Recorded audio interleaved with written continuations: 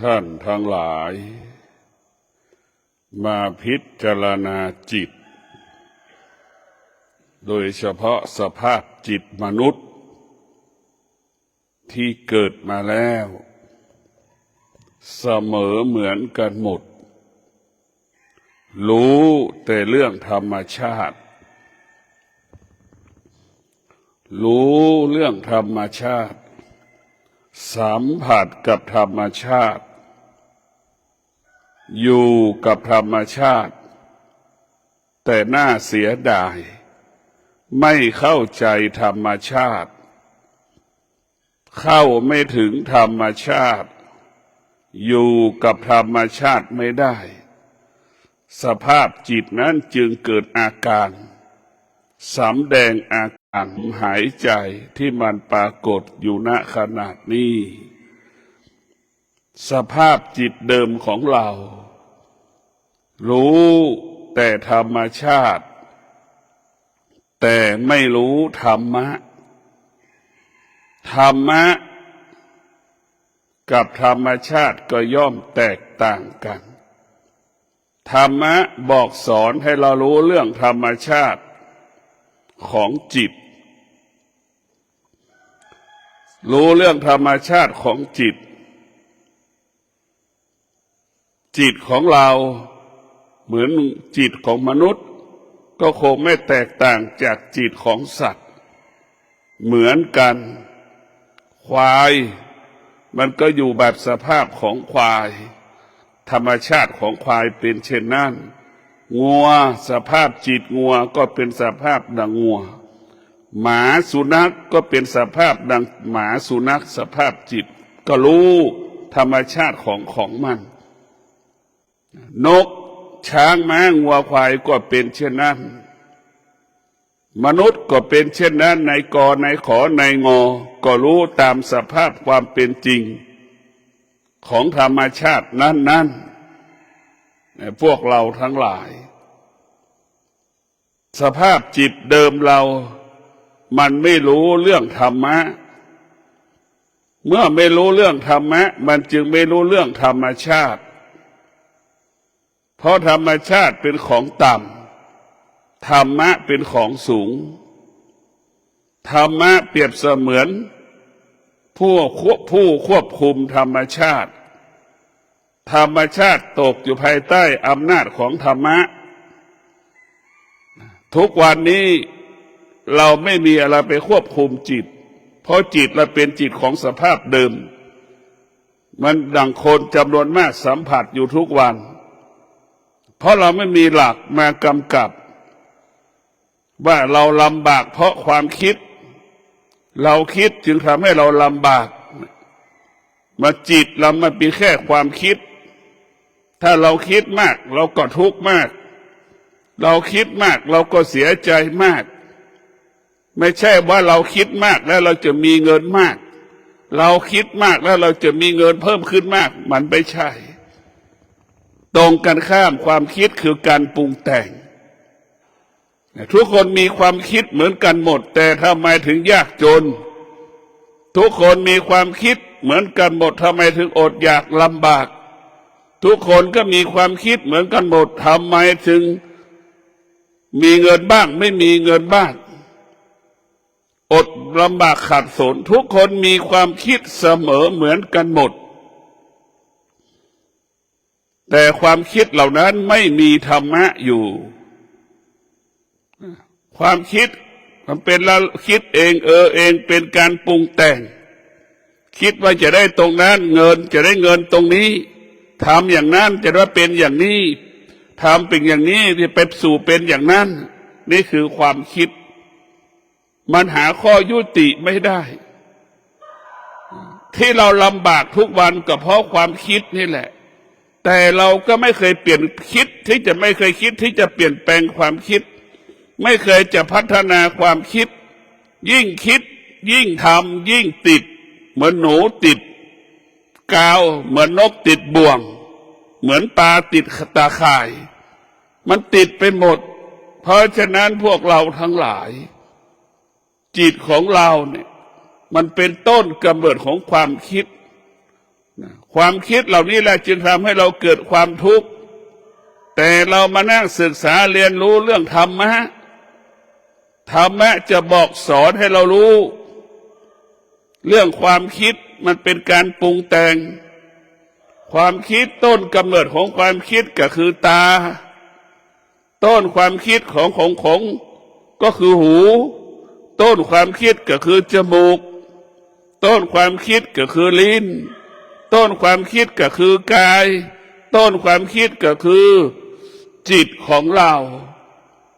ชอบใจไม่ชอบใจที่ตาเห็นรูปมันก็เกิดขึ้นที่ตา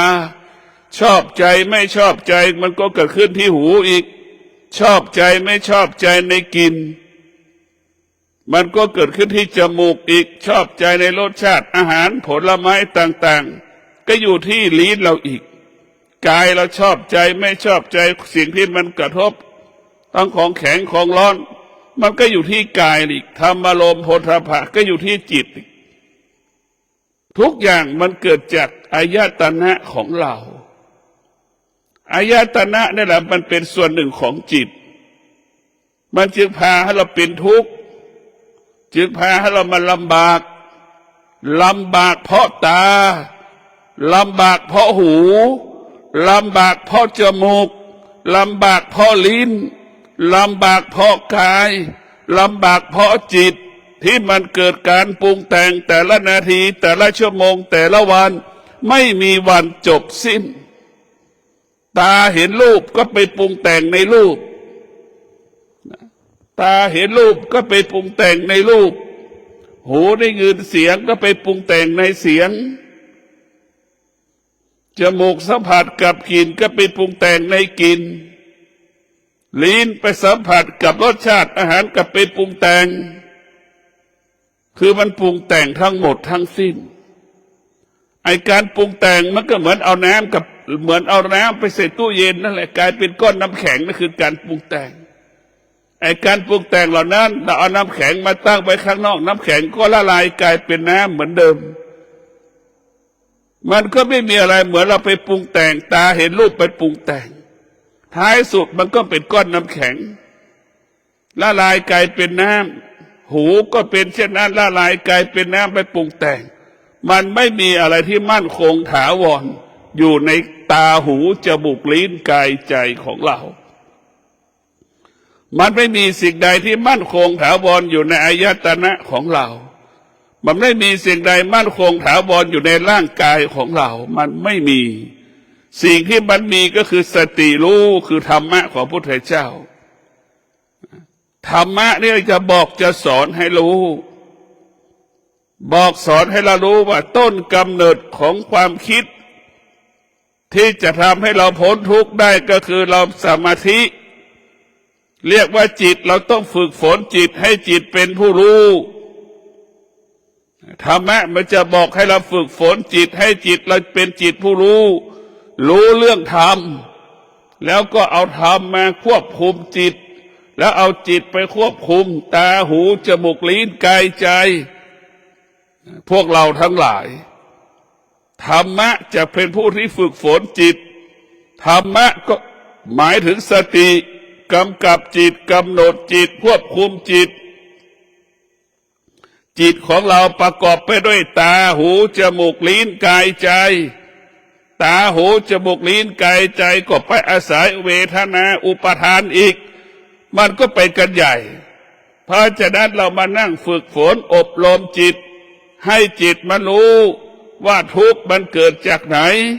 สุขมันเกิดจากไหนทุกวันเราคิดทุกวันเราก็ลำบากใจทุกวันเราคิดทุกวันเรายังอดอยากอยู่ทุกวันเห็นไหมเราจะต้องกลับมาเปลี่ยนแปลงความคิดทำทุกวันก็ยังได้น้อยทุกวันจะแค่ไม่มีกินไม่พอกินก็เพราะความคิดที่มันเป็นธรรมชาติเห็นไหม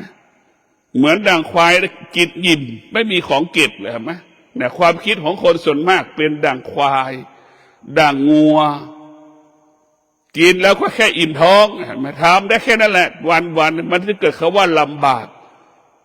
ใช่ไหมงัวควายช้างม้ามันงัวแม่ควายมันไม่ต้องรับผิดชอบลูกควายเห็นไหมมันไม่ต้องมาเตรียมอาหารให้ลูกควายมันกินเลยนี่ ควายมันก็รู้จักตนเองลูกควายมันก็รู้จักตนเองแม่ควายไม่ต้องเตรียมอาหารทำอาหารให้ลูกควายได้กินแต่แม่ของคนนี่ลำบากเพราะไปสะสมนี่แหละทำงานกินไปวันด่างความคิดของควายความคิดของคนไม่แตกต่างกันถ้าความคิดเราจะประเลิศความคิดเราประเสริฐกว่าสัตว์เราก็จะมีกินให้ลูกกินได้ทุกมื้อมีกินทุกมื้อมีกินเหลือกินทุกมื้อไม่ต้องกังวลใจไม่ต้องกังวลใจที่แม่ของคนนั้นมันลำบากเพราะเราไปสะสมลำบากเพราะเราไปสะสมหรือลำบากเพราะเราไม่รู้ยิ่งคิดก็ยิ่งไม่รู้ยิ่งทำงานมากๆก็กินไปวันมันเหนื่อยเพราะภาระเรามาเยอะลูกเรา2 คนต้องกินต้องใช้เราควบคุมการใช้เงินลูกไม่ได้อีกก็ยิ่งมีปัญหามากอีกนี่พวกเราก็ต้องพิจารณามันเหนื่อยมากกันเป็นคนพวกเราทั้งหลายเพราะเราควบคุมการใช้จ่ายไม่ได้สามีจะใช้เงินก็ควบคุมไม่ได้ภรรยาจะใช้เงินก็ควบคุมไม่ได้ลูกจะใช้เงินแล้วก็ควบคุมไม่ได้คนอาศัยมีจำนวนมากคนแสวงหามีจำนวนน้อยนี่แหละมันไม่สมดุลมันจึงพาเราทุกข์ยากลำบากทุกวันเพราะเราไม่เข้าใจเพราะหัวใจเรามีแต่ธรรมชาติถ้าหัวใจเรามีธรรมะมีสติรู้เราจะมีความขยันเราจะมีความอดทนเราจะมีความวิริยะภาคเพียรที่จะช่วยการทำมาหากินแล้วก็จะได้ซึ่งมาทรัพย์สมบัติปัจจัย4ในการเลี้ยงชีพทุกวันในพวกเราทั้งหลายทุกวันนี้เราตกอยู่ใต้อำนาจของธรรมชาติมากเกินไปเรามาปฏิบัติธรรมหรือมาศึกษาเรียนรู้เรื่องธรรมเพื่อจะยกฐานะจิตเพื่อเปลี่ยนแปลงจิตยกระดับจิตให้จิตนั้นมีสติให้จิตนั้นมีสมาธิให้จิตนั้นมีปัญญาให้จิตนั้นมีความอดทนให้มีความขยันความอดทนให้จิตมีวิริยะภาคเพียรให้จิตนั้นมีสัมปชัญญะให้รู้สึกตัวตลอดเวลาให้เรารู้สึกตัวอยู่ตลอดเวลาควายมันรู้สึกตัวอยู่ตลอดเวลาท่านทั้งหลายมันไม่คิดหาถ้วยหาช้อนเลยเวลากินข้าวฮะมันรู้จักของมันนะถ้าควายมันเป็นโคมันจะมาแย่งเราเท่าไหร่นึกดูถ้วยช้อนเราลำบากขนาดไหนเพราะฉะนั้นควายมารู้จักตนเองตื่นเช้ามามันจะไปหากินเอง ตื่นเช้ามามันจะไปหากินหญ้าแล้วตื่นเช้ามามันจะพาลูกไปหากินหญ้าแล้วนั่นแหละคือควายมารู้จักตนเองแต่มนุษย์มันไม่รู้จักตนเองสร้างภาระให้ผู้เป็นเมียสร้างภาระให้ผู้เป็นแม่มันเหนื่อยนึกดูลูกกี่คนแม่ต้องรับผิดชอบหมดนึกดูต้องรับภาระผัวอีกรับภาระลูกอีกอาหารการกินกวาดบ้านถูบ้านเช็ดบ้านลำบากไปหมดนี่แหละคือพวกเราทั้งหลายเราเกิดมาเป็นคนเราต้องมีสัมปชัญญะรู้สึกตัวมีสติสัมปชัญญะรู้สึกตัวถึงแม้เราจะเป็นสามีเราจะเป็นต้องทำงานช่วยงานบ้านภรรยาเราจะไปแยกหน้าที่ของสามีภรรยาไม่ได้เราต้องช่วยความเป็นจริงภรรยาเขาก็ทำงานเสมอเรานอกบ้านกลับมาในบ้านภรรยาทำงานมากกว่าเราอีกเนี่ยมันไม่ยุติธรรมเพราะฉะนั้นผู้เป็นสามีก็ต้องรู้สึกตัวภรรยาทำงานหนักเราก็ต้องกลับบ้านเราก็ต้องกวาดบ้านถูบ้านล้างถ้วยล้างช้อนให้กับช่วยเหลือสามีภรรยาของเราได้เขาก็มีกำลังใจจะอยู่กับเรามีกำลังใจที่จะต่อสู้กับเรามีกำลังใจที่จะทำงานปฏิบัติได้ที่จนถึงที่สุดมันก็เป็นที่อุดมสมบูรณ์ด้วยทรัพย์สมบัติและปัจจัย4นี่ได้เป็นเรื่องสำคัญที่สุดแล้วว่ากำลังใจเข้าใจรู้ใจ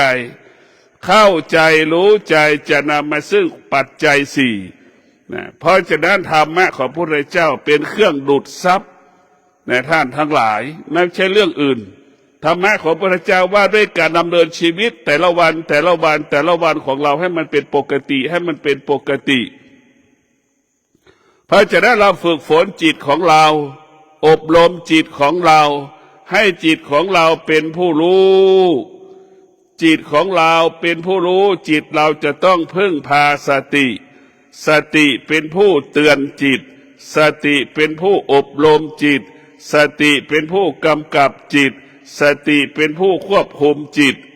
จิตเราก็คือม้าสติก็คือจ็อกกี้กำกับม้าท่านทั้งหลายจะเป็นอย่างนั้นแหละเมื่อมีจ็อกกี้กำกับม้าได้ม้าก็เป็นไปตามวัตถุประสงค์ของสติจิตก็เป็นไปตามสติที่กำหนดมันก็จะไปตามแล้วท้ายสุดม้าก็วิ่งถึงจุดหมายส่งของขนของก็ถึงจุดหมายปลายทางเรียกว่าเรามีสติจิตจะบรรลุมรรคผลได้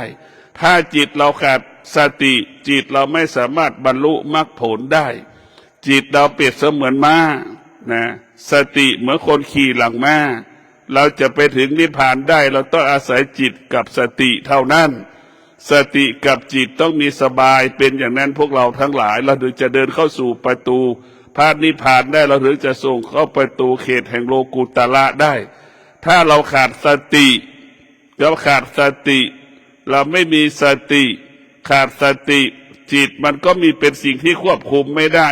หากจิตไม่เอาสติก็เหมือนม้าจรจัดเหมือนม้าอยู่ในป่าเหมือนม้าเป็นผู้ไม่รู้วกไปวนมาวกไปวนมาอยู่ในโลกียะนี่แหละไปไหนไม่ได้วกไปวนมาวกไปวนมาไปเหนือไปใต้ตายเกิดก็อยู่ในโลกียะเราไม่สามารถหลุดพ้นไปได้เราไม่สามารถยกระดับจิตไปได้เพราะฉะนั้นพวกเราทั้งหลายการฝึกจิตของเรายกระดับจิตของเรายกระดับจิตของเราให้สูงกว่าธรรมชาติยกระดับจิตของเราให้อยู่เหนือธรรมชาติยกระดับจิตแล้วเราอยู่เหนือโลกิยะยกระดับจิตเราเข้าไปสู่โลกุตระให้ได้ในพวกเราทั้งหลายสตินี่แหละจะเป็นผู้นำจิตเราไปสู่โลกุตระได้ถ้าจิตนั้นได้รับการถ้าจิตได้รับการฝึกฝนจิตเราเป็นผู้รู้ก็เชื่อว่าจิตเราสัมผัสกับโลกุตระแล้วจิตจะไม่ออกจากโลกุตระเพราะโลกุตระเป็นพื้นที่ที่อยู่แล้วสงบสุขอยู่แล้วสงบสุขอยู่แล้วสบายกายสบายใจเหมือนเราถูกกระแสลมพัดเบาๆเราเย็นสบายกายสบายใจเป็นสภาพนั่นแหละคำว่าสบายกายสบายใจเกิดขึ้นนั่นแหละจิตของเราเป็นสภาพนั้นนะพวกเราทั้งหลายเรามีสติฝึกฝนจิตมีสติละสิ่งที่เป็นอธรรมละสิ่งที่เป็นอกุศลทั้งหมดทั้งสิ้นท่านทั้งหลายเราฝึกจิตแล้วการฝึกฝนจิตเราจะมาถอนความทุกข์ออกจากตาเห็นรูปต่างๆเราจะไม่ให้ตานั้นไปปรุงแต่งไปยึดติดไม่ให้สุขไม่ให้ทุกข์เกิดเนี่ยเราฝึกจิตเพื่อไม่ให้จิตนั้นไม่ติดในรูปรสกลิ่นเสียงในหูได้ยินเสียงก็ไม่ให้ชอบใจไม่ให้ชอบใจก็ไม่ให้ไปติดนี่เราฝึกจิตเราจะไม่ให้จิตหูไปยึดติดในเสียงรู้เฉยๆว่าชอบรู้เฉยๆว่าเสียงเราจะไม่เข้าไปปรุงแต่งในเสียงเราจะไม่เข้าไปยึดติดในเสียง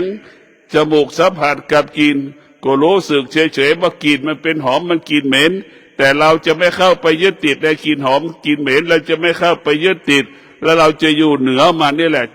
จิตเราจะสงบกายก็สงบเพราะเป็นอย่างนี้จมูกเราเป็นอย่างนั้นลูกจมูกสัมผัสกับกลิ่นแล้วลิ้นและสัมผัสกับรสชาติอาหาร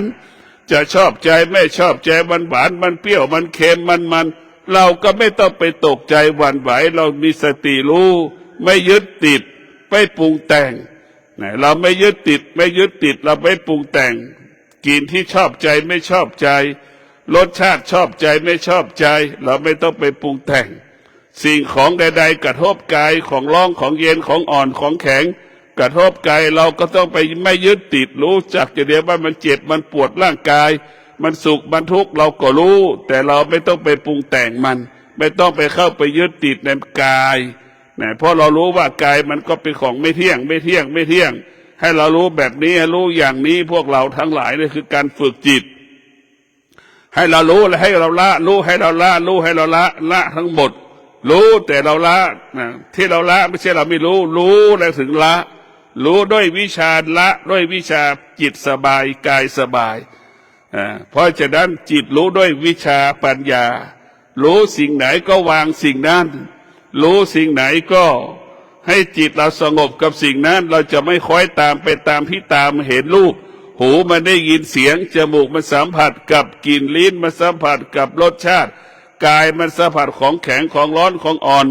ของร้อนของเย็นของหนาวเราก็ไม่ต้องไปติดไปยึดติดมันใดๆทั้งสิ้นจึงเกิดคำว่ารู้อยู่เหนือรู้ทุกครั้งรู้อยู่เหนือรู้ก็คือรู้อนิจจังทุกขังอนัตตาเราอยู่เหนืออนิจจังทุกขังอนัตตารู้อยู่เหนือรู้เราก็รู้เรื่องเวทนาอุปาทานนิวรณ์แล้วเราก็อยู่เหนือเวทนาอยู่เหนืออุปาทานอยู่เหนือนิวรณ์นิวรณ์ก็ดีเวทนาก็ดีอุปาทานก็ดีมันก็ไม่เกิดเพราะเราอยู่เหนือมันเมื่อเราอยู่เหนือมันแล้วเมื่อเราอยู่พระธาตุโดยสุเทพเราอยู่สูงเวทนาอนิจจังทุกขังอนัตตาอุปาทานนิวรณ์เปรียบเสมือนเราอยู่ที่สวนสัตว์มหาลัยเชียงใหม่เห็นไหมกับพระธาตุโดยสุเทพมันสูงกว่ากันนี่แหละรู้อยู่เหนือรู้รู้อยู่เหนือรู้รู้อยู่เหนือรู้นะสิ่งที่เรารู้มันตามเราไม่ทันไปไม่ถึงเราก็ไปก่อนมันแล้วรู้ว่ามันจะมาแล้วก็ไปก่อนมันก็วิ่งตามหาเราไม่เจอรู้ว่าพื้นที่ที่เราจะต้องไปก็คือโลกุตระนี่แหละรู้แต่คนจำนวนมากรู้ที่จะไปโลกุตระแต่รู้ว่าจะไปโลกิยะแต่ไปไม่ได้ไปไม่ถูกเพราะยังไม่รู้เส้นทางโลกุตระเราจะไปเส้นทางโลกุตระได้เราต้องถอนอะไรเราต้องอยู่เหนืออนิจจังทุกขังอนัตตาเราต้องอยู่เหนือเวทนาอุปาทานเหนือนิวรณ์เราถึงจะออกจากเส้นทางโลกิยะได้เนี่ยเวทนาอุปาทานนี่เป็นโลกิยะนิวรณ์เป็นโลกุติยะอนิจจังทุกขังอนัตตานี่เป็นของโลกิยะเราจะต้องถอนของโลกิยะทั้งหมดทั้งสิ้นเราถึงจะไปสู่ของโลกุตระง่ายสะดวกโลกิยะอนิจจังทุกขังอนัตตาเหมือนวัตถุสิ่งของอีลุงตุงนางที่เราต้องแบกต้องหามสัมภาระมันไปยากมันไปลำบากเพราะเรามีสัมภาระเวทนาอุปาทานนิวรณ์ถ้ามีตัวตนก็เหมือนสัมภาระเราอีลุงตุงนางเราไปไม่ถึงเรานึกดูเราจะย้ายบ้านเต็มไปหมดว่านั่นแหละอนิจจังทุกขังอนัตตาก็เหมือนวัตถุสิ่งของที่อยู่ในบ้านลกลุงลังไปหมดเวทนาอุปาทานนิวรณ์ก็เป็นดั่งวัตถุสิ่งของที่อยู่ในบ้านเราจะย้ายบ้านขนบ้านต้อง2 ลำรถ3 ลำรถไปไม่ได้ไปไม่ถึงถ้าเรามีนิวรณ์อุปาทานเวทนามีอนิจจังทุกขังอนัตตาอยู่ในจิตใจเราไปไม่สามารถเข้าไปถึงโลกุตระได้ในเพราะโลกุตระเราจะไปเข้าถึงง่ายเข้าสะดวกเราต้องละมันเลยละอุปาทานละเวทนาละอุปาทานละเวทนาละนิวรณ์ละอนิจจังทุกขังอนัตตาให้อยู่เหนืออนิจจังทุกขังอนัตตาให้อยู่เหนืออุปาทานให้อยู่เหนือเวทนาให้อยู่เหนือนิวรณ์แล้วเราจะเข้าถึงโลกุตระง่ายเข้าสู่โลกุตระง่ายสะดวกเราจะเท่าทานสิ่งเราในนิจจังทุกขังอนัตตาตามเราไม่ทันเวทนาก็ตามเราไม่ทันอุปาทานก็ตามเราไม่ทันนิวรณ์ก็ตามเราไม่ทันเพราะเราฝึกเราจิตเรามันรู้แต่เพราะเรามีของวิเศษอยู่แล้วเรามีม้าแล้วเราอยู่เหนืออนิจจังทุกขังอนัตตาเหมือนเรามีม้าขี่สติก็เหมือนจ็อกกี้เราจะวิ่งไปไวนะพวกเราทั้งหลายเราต้องมาเปลี่ยนแปลงวิถีคิดด้วยการเปลี่ยนแปลงการนั่งสมาธิจะเปลี่ยนแปลงวิถีคิดเราจะเปลี่ยนแปลงพฤติกรรมเราได้ก็เกิดจากการนั่งสมาธินี่แหละเราเสียใจกี่ร้อยครั้งนึกดูร้องไห้กี่ร้อยครั้งล่ะแล้วมันเปลี่ยนแปลงชีวิตเราได้ไหมเราก็ร้องไห้อย่างนั้นแหละเพราะฉะนั้นเราจะต้องหยุดร้องไห้มาเปลี่ยนแปลงชีวิตมาปรับเปลี่ยนชีวิตของเราชีวิตของเรายังมีลูกอยู่ชีวิตของเรายังมีพ่ออยู่เราจะร้องไห้คือทำลายชีวิตตัวเองทำลายชีวิตลูกต้องรอเราอยู่ถ้าร้องไห้ไปเส้นเลือดตีบตาทำไงเส้นเลือดเป็นอัมพฤกษ์อัมพาตทำยังไงใครจะดูแลลูกเราต้องพิจารณาเรามีภาระอยู่เราต้องละอุปทานเราต้องละเวทนาความรู้สึกว่ามันทุกข์เราต้องหยุด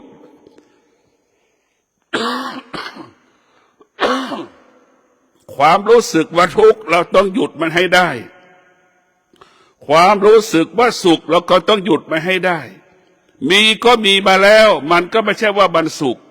ไม่มีก็มีมาแล้วไม่ใช่ว่ามันจะทุกข์เราก็ผ่านมาหมดคำว่าไม่มีเราก็รู้มาหมดว่ามันไม่มีรู้มาหมดว่ามันทุกข์รู้มาหมดว่ามันสุขเราก็รู้มาหมดแล้วมันไม่มีอะไรสักอย่างเราเข้าไปยึดติดมันเองเพราะเราไปปรุงแต่งมันเองว่าเป็นอย่างนั้นว่าเป็นอย่างนี้นี่แหละคือเราไปปรุงแต่งมันจึงไม่มีที่สิ้นสุดหาที่สุดไม่ได้พวกเราทั้งหลายเรามาปฏิบัติธรรมก็ดีเรารู้สึกตัวก็ดีเราจะมาเปลี่ยนแปลงพฤติกรรมของเราจะมาเปลี่ยนแปลงแนวคิดของเราจะต้องอาศัยความอดทนอาศัยความอดทนเช่นเรานั่งสมาธิอดทนเราจะไม่พลิกเท้าขวาไม่พลิกเท้าซ้ายจนกว่าครบ30 นาทีเราจะไม่ขยับมือขวามือซ้ายจนครบ3 นาทีเราจะไม่ลืมตาก่อนเวลากำหนดครบ30 นาทีนี่แหละคือเรามาฝึกความอดทน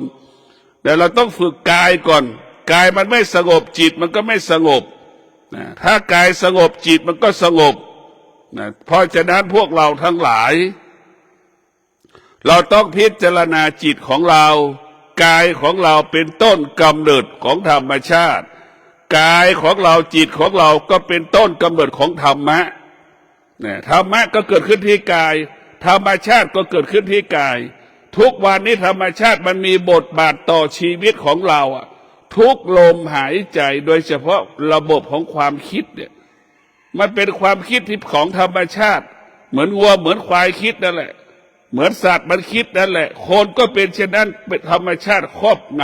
ำธรรมชาติของคนธรรมชาติของสัตว์มันก็แตกต่างกันไปแต่ถ้าเราไม่ได้พัฒนาแล้วเราจะเป็นดั่งสภาพมนุษย์และสัตว์ถ้าเราได้รับการพัฒนาแล้วเราจะแตกต่างจากมนุษย์และสัตว์แตกต่างจากมนุษย์และสัตว์ดังองคุลิมานเห็นไหม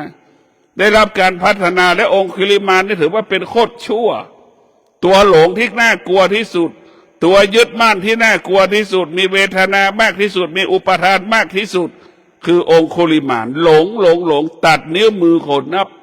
นับร้อยนับพันนึกดูกันแล้วกันแม้กระทั่งนิ้วมือพุทธเจ้าเป็นนิ้วสุดท้ายที่มันเป้าหมายจะตัดนิ้วมือพุทธเจ้ามันมาเจอพุทธเจ้ายังคิดจะตัดนิ้วมือพุทธเจ้าเจอพุทธเจ้าเดินก็เดินไวกว่าองคุลิมานเป็น100 เท่าองคุลิมานไม่สามารถวิ่งตามทางพุทธเจ้าได้องคุลิมานถึงตะโกนบอกพระพุทธเจ้าหยุดท่านหยุดพระพุทธเจ้าได้ยินเสียงองคุลิมานพระเจ้าก็ตอบรับว่าเราหยุดแล้วท่านยังไม่หยุดเราหยุดแล้วท่านยังไม่หยุดองคุลิมานมีสติก็ตึงสลัดดาบวางลงพื้นมีสติและสลัดความโลภความโกรธความหลงอุปทานเวทนาออกไปจากจิตก้มกราบพระพุทธเจ้าฟังธรรมพระพุทธเจ้าจนได้บรรลุธรรมพระพุทธเจ้าจนถึงที่สุดได้ดวงตาเห็นธรรมจึงขออุปสมบทเป็นพระภิกษุสงฆ์พระพุทธเจ้าจึงได้อุปสมบทนั่นแหละพวกเราทั้งหลายเราจะมีสติที่จะเปลี่ยนแปลงจิตเราให้เป็นอย่างนั้นเราจะต้องยกฐานะจิตเราชั่วก็คืออดีตไปแล้วเราจะมันไม่มีผลอยู่กับปัจจุบันในท่านทั้งหลายขอให้ปัจจุบันเรามีสติอันแรงกล้าอดีตก็คืออดีตมันไม่สามารถมาเจือปนปัจจุบันได้ดีก็คืออดีตไม่ดีก็คืออดีตพวกเราต้องมีสติเราเห็นได้พระมาลายองค์เทวทัตเห็นไหมองค์เทวทัตบรรลุธรรมแล้วนะก็ยังคิดทำลายพระพุทธเจ้าอยู่นึกดูเห็นไหมนั่นแหละอันนั้นก็คือเป็นอีกตัวอย่างหนึ่งนะอันนั้นคือบอกว่าบุพกรรมเก่าจะเป็นดังองคุลิมานได้ตัดนิ้วมือคนนะแต่เทวทัตจะทำลายพระพุทธเจ้านึกดูมันแตกต่างกันแบบไหนนะเพราะเราต้องมันไม่ดีเทวทัตคือดีเรื่องอดีตเป็นอรหันต์อยู่แต่ปัจจุบันขาดสติยังคิดจะทำลายอยู่เห็นไหมพระเทวทัตสร้างความแตกแยกนะคิดไม่เป็นธรรมอยู่ไม่เป็นธรรมนะอยู่กับธรรมชาติมากเกินไปมันจึงเกิดอาการเห็น2 อย่าง 3 อย่างที่เราเห็นอยู่แต่เพราะฉะนั้นพวกเราทั้งหลาย เราต้องมาฝึกจิตให้จิตเป็นผู้รู้จิตเป็นผู้รู้รู้เรื่องอะไรรู้เรื่องระบบของธรรมชาติธรรมชาติคือความคิดเรารู้ว่าเราลำบากเพราะความคิดเรารู้ว่าลำบากเพราะความคิด99%ลำบากเพราะความคิดยากจนเพราะความคิดชีวิตมันไม่เปลี่ยนแปลงเพราะความคิดเหมือนเดิมนะเราต้องกลับมาพัฒนากายพัฒนาจิตโดยอาศัยสติปัฏฐานสี่เราจะไม่ให้ตาหลงในรูปเราจะไม่ให้หูหลงในเสียงจะมาฝึกจิตบอกอย่างนี้นะเราจะไม่ให้หูเราไม่หลงในเสียงทุกวันนี้เราหลงในเสียงคือหลอกถูกแก๊งคอเซ็นเตอร์หลอกเห็นไหมนี่หลงในเสียงเขามาแสดงอาการอย่างนั้นอย่างนี้เราก็ไปหลงไปกลัวจนหลงกลัวจนเสียจนถึงที่สุดก็อยากได้อยากได้เขาเอาความอยากหลอกความอยากเสียเงินเสียทองเสียตัวเสียใจอีกก็เพราะเราไปยึดติดในเสียงน่ะเป็นจำนวนมากตาเนี่ยยังไม่เคยเห็นหูได้ยินแต่เสียงมันแก่มันหนุ่มก็ยังไม่รู้เลยมันอายุ60มันก็บอกว่าอายุ30แล้วก็ยังเชื่อมันอยู่อย่างเงี้ยนี่แหละคือเป็นหลงในเสียงนะเพราะเราไม่ได้ความคิดมันเป็นอย่างนั้นนะเพราะฉะนั้นถ้าเรามีความคิดแล้วเราจะไม่ปรุงถ้าเรามีความคิดอยู่เราจะต้องปรุงแต่งตลอดเวลาสภาพจิตของเราต้องมีสมาธิกับสติสมาธิจะไม่มีการปรุงแต่งใดๆทั้งสิ้นสติสมาธิจะงดการปรุงแต่งรู้เรื่องการปรุงแต่งสติสมาธิจะไม่ยึดติดอุปทานเวทนาและนิวรณ์พวกเราทั้งหลายเราจะต้องมาถอนเวทนาอุปทานนิวรณ์ออกจากจิตเราเวทนาและอุปทานนี่แหละทำให้เราทุกข์ใจทุกวันยากจนก็เพราะเรามีนิวรณ์ที่ทำให้เรายากจนมีข้ออ้างมีข้อแก่ตัวว่าหนาวว่าร้อนว่ามันมืดมันค่ำเศร้าโศกเสียใจเศร้าหมองก็อยู่ที่นี่แหละไม่ยอมสู้ก็เพราะเรามีนิวรณ์ครอบงำนี่แหละมันให้เกิดซึมเศร้าก็เพราะเรามีเวทนาเป็นโรคซึมเศร้าเพราะเรามีอุปทานนี่แหละเป็นโรคซึมเศร้าถ้าเราไม่มีเวทนาเราไม่มีอุปทานและไม่มีนิวรณ์โรคซึมเศร้าจะไม่เกิดโรคซึมเศร้ามันเกิดก็เพราะเกิดจากเวทนาคิดเองเองแม้คิดเองเองคิดเองเองมันจึงเป็นเหตุให้เกิดโรคซึมเศร้าทุกวันนี้เราเสียใจเพราะเรามีเวทนามากเกินไปมีอุปทานมากเกินไปไปยึดติดเขาไม่อยู่กับเราก็ไม่พอใจ เขาไม่ตอบสนองเราเขาไม่พอใจ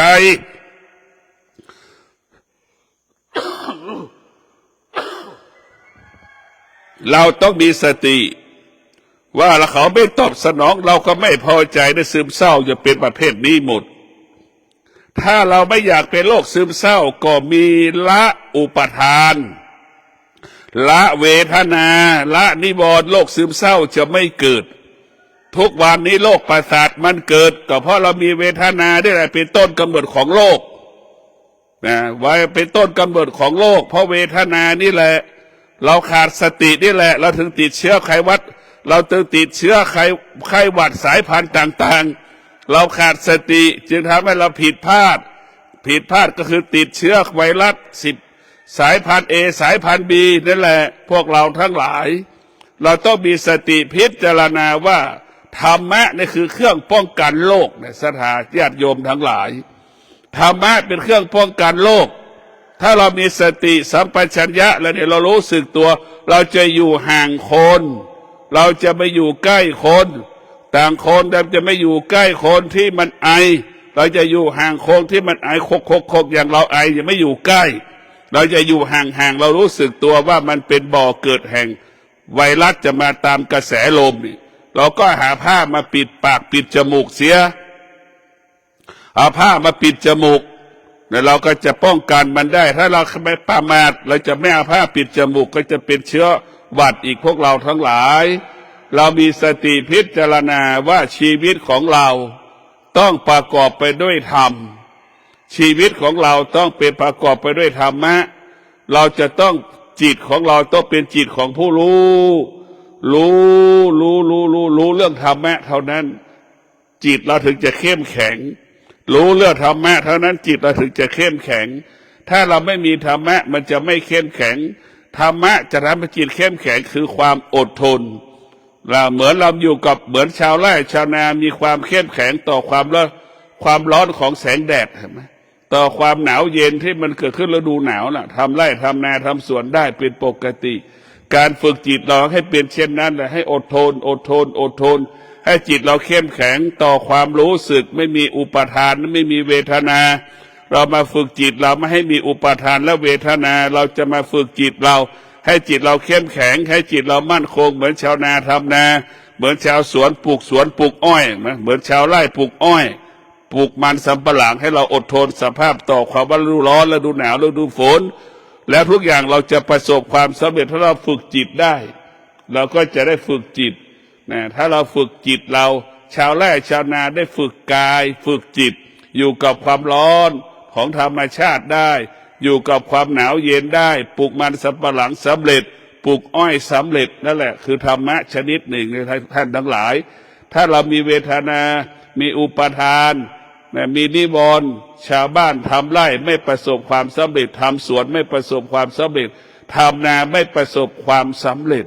เช่นเดียวกับผู้ปฏิบัติธรรมมีเวทนามีอุปทานมีนิวรณ์ไม่ประสบความสำเร็จกับการปฏิบัติธรรมมันทำแม่พระพุทธเจ้าใช้ได้ทุกอย่างจะไปนิพพานก็อยู่กับที่เวทนาละเวทนาได้เราไปนิพพานได้ละอุปทานได้เราก็ประสบความสำเร็จที่จะไปนิพพานชาวไร่ชาวนาละเวทนาได้ก็ร่ำรวยมีกินมีใช้มีความสุขละอุปทานได้ก็ประสบความสำเร็จในการประกอบอาชีพละนิวรณ์ได้ก็ประสบความสำเร็จในการประกอบอาชีพพวกเราทั้งหลายนะความสำเร็จก็เกิดขึ้นได้จากการละทั้งหมดทั้งสิ้นละเวทนาละอุปทานละนิวรณ์ได้ผู้ปฏิบัติธรรมก็เข้าถึงบรรลุได้บรรลุธรรมแล้วเห็นธรรมแล้วชาวไร่ปลูกอ้อยปลูกมันสำปะหลังละเวทนาละความรู้สึกว่าร้อนว่าหนาวว่ายากว่าง่ายได้ก็บรรลุธรรมเห็นธรรมได้บรรลุผลในการปลูกการเกษตรได้นี่แหละธรรมะของพระพุทธเจ้าใช้ได้ทุกอย่างสูงสุดก็ใช้ได้ในชีวิตประจำวันแม้กระทั่งเรื่องนิพพานยังใช้ในชีวิตประจำวันเราได้เลยเนี่ยเราเฉยๆเหมือนชาวไร่ชาวนาเห็นไหมปลูกอ้อยก็อยู่ในท่ามกลางความร้อนได้ความร้อนก็เปรียบเสมือนกิเลสอยู่กับความหนาวเย็นได้ก็มาเปรียบเสมือนกิเลสเห็นไหมแต่ผู้ที่ฝึกจิตก็เป็นเช่นนั้นแหละอยู่กับกิเลสได้และก็อยู่เหนือกิเลสอยู่กับความร้อนได้กิเลสอยู่เหนือกิเลสนั่นแหละเราอยู่รู้มันเราอยู่เหนือมันขอให้ท่านทั้งหลายได้มีสติฝึกฝนจิตให้จิตอยู่เหนือธรรมชาติให้จิตอยู่เหนือธรรมชาติให้จิตอยู่กับธรรมชาติให้จิตอยู่กับธรรมชาติได้อย่างงดงามทุกวันนี้เราอยู่กับธรรมชาติไม่ได้เพราะเราขาดสติเราไม่เข้าใจธรรมชาติเพราะเราขาดสติเราจึงอยู่ตกอยู่ภายใต้อำนาจที่นอกเหนือธรรมชาติอีกนะธรรมชาติร้อนเป็นธรรมชาติยังไม่เข้าใจมันเลยเห็นไหมนี่แหละคือเป็นสิ่งที่น่ากลัวที่สุดก็ขอความสุขสวัสดีจงเกิดแก่ท่านทั้งหลายมีสติรู้อยู่เหนืออนิจจังทุกขังอนัตตามีสติรู้ละอนิจจังทุกขังอนัตตามีสติรู้เวทนาอุปทานนิวรณ์เราก็ละเวทนาอุปทานนิวรณ์เรามีสติรู้อนิจจังทุกขังอนัตตามีสติรู้เวทนาอุปทานนิวรณ์และเราก็ไม่ตามรู้เวทนาอุปทานและนิวรณ์เราไม่ตามรู้อนิจจังทุกขังอนัตตาสิ่งที่เรารู้มันไม่เที่ยงเราจะอยู่เหนือสิ่งที่มันไม่เที่ยงขอความสุขสวัสดีจงเกิดแก่ท่านทั้งหลายขอให้ท่านทั้งหลายมีสติพิจารณาในการดำเนินชีวิตเราปกติตลอดกาลขอเจริญพร